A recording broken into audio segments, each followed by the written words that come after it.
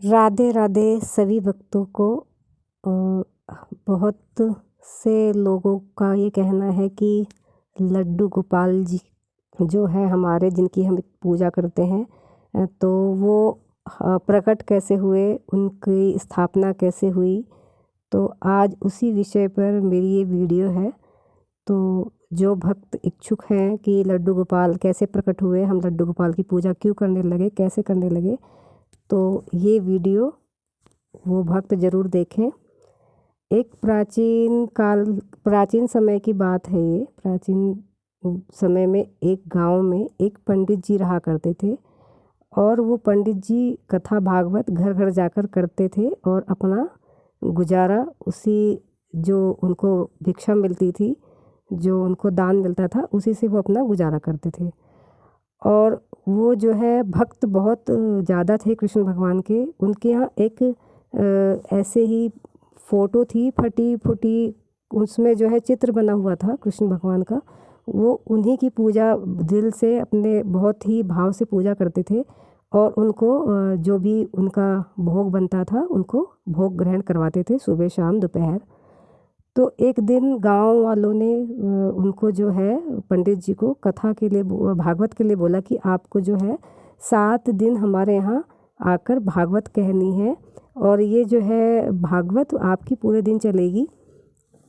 तो उन्होंने गांव वालों को एक बार इनकार किया और बताया कि मैं जो है भागवत कैसे कर सकता हूँ, क्योंकि मुझे अपने कन्हैया को भोग लगाना होता है, तो मैं भोग लगाने नहीं आ पाऊँगा।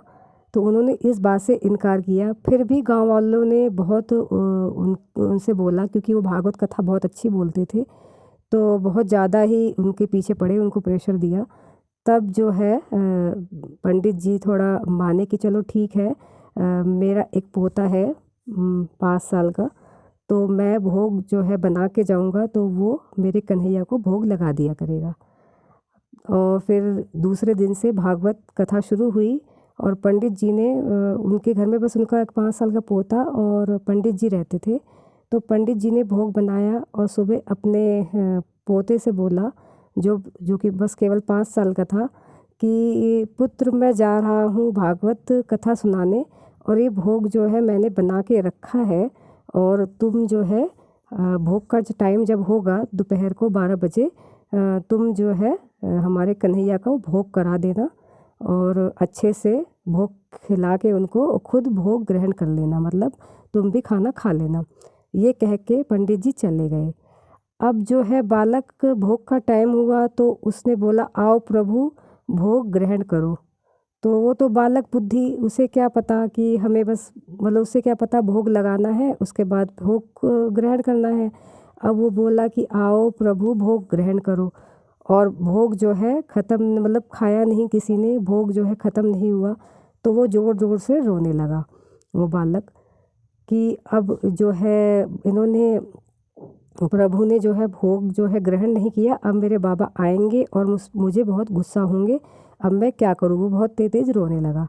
तभी उसकी इस प्यार की बातों को सुन के उन भगवान कृष्ण को इतनी दया आई, और इतने उत्सुक हुए कि वो एक बालक रूप में प्रकट हो गए। जब बालक रूप में प्रकट हुए तो उस बालक से बोला कि लाओ मेरा भोग जो है मुझे दो, मैं उसको स्वीकार करता हूँ। और वो बालक बैठ के सारा भोग जो पंडित जी दे के गए थे, उसने सारा जो है भोग ग्रहण ग्रहण करा, और थाली जो है एकदम खाली हो गई, जिसमें से वो पंडित जी भोग में भोजन और मीठे में लड्डू रख के जाते थे, वो लड्डू भी सब मतलब ग्रहण कर लिया कृष्ण भगवान ने। और फिर वो बालक जो है अंतर ध्यान हो जाते थे। शाम को पंडित जी घर वापस आए, तो उन्होंने पूछा कि क्या तुमने हमारे प्रभु कन्हैया को भोग लगाया। तो उन्होंने बोला, हाँ देखो मैंने भोग लगाया था, और प्रभु जो है सारा भोजन ग्रहण कर गए, एक थाली में एक चूरा भी नहीं बचा। तो पंडित जी ने सोचा कि ये बालक झूठ बोल रहा है, इसको शायद भूख लग गई होगी दोबारा, अपना भोजन करने के बाद ये भोग भी सारा खा गया होगा। तो वो सोचे चलो बालक है, भूख लग जाती है। फिर उन्होंने उस बात को मतलब ख़त्म कर दिया। दूसरे दिन फिर वही बात हुई, पंडित जी भागवत में गए, बोला उन्होंने कि बेटा तुम भोग लगा देना। और फिर शाम को जब वापस आए पंडित जी, लाओ भोग का प्रसाद मैं भी ग्रहण करूं। तो भोग की थाली तो खा ली। फिर उनके पोते ने ये बोला कि प्रभु आए थे, सारा भोग जो है ग्रहण करके चले गए। तब पंडित जी को कुछ लगा कि ये बालक खाने के लिए झूठ क्यों बोल रहा है, मैं तो इसको भरपेट खाना दे के जाता हूँ, उसके बाद भी ये झूठ बोल के सारा भोग खा जाता है, उसके बाद भी ये झूठ बोलता है।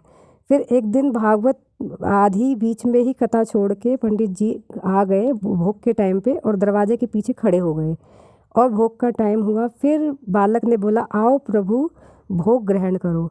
और तभी एक बालक रूप में 5 साल तक के बच्चे के बालक रूप में कृष्ण भगवान जो है प्रकट हुए।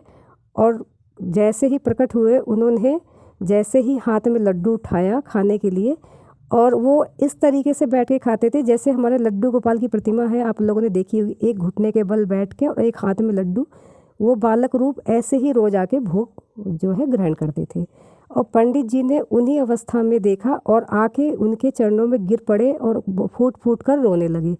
तभी जो है वो बालक की जो बालक छवि थी जो भोग ग्रहण कर रही थी, वो उस अंतर ध्यान हो गई और उसी अवस्था में जो है जैसे जो है बालक रूप बैठे थे भोग अर्पण कर रहे थे, वो बालक रूप की प्रतिमा एकदम मतलब अंतर ध्यान हो गई और उसी जगह पे एक पीतल की मूर्ति उसी स्थिति में स्थापित हो गई।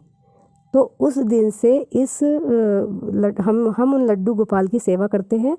और फिर ये जो है बात पूरे गांव में फैल गई और फिर किसी कलाकार ने ये पीतल के लड्डू गोपाल मतलब बनाने की प्रक्रिया शुरू की। घर घर फिर ये लड्डू गोपाल पहुँचे, उनकी प्राण प्रतिष्ठा करा के उनकी पूजा शुरू हुई। और कहा जाता है इस पूजा से इनकी जो हम पूजा करते हैं इनकी बाल अवस्था वाली पूजा होती है, तो घर में सुख शांति बरकत और संतान प्राप्ति सबके लिए ही ये पूजा बहुत ही अच्छी होती है। और मैं आगे क्या बताऊं, आप लोग को तो इनके बारे में पता ही होगा। तो एक छोटी सी कथा थी जो मैंने सोचा सब हमारे भक्त को सुननी ज़रूरी है, तो इसलिए मैंने ये वीडियो बनाई। जय श्री राधे।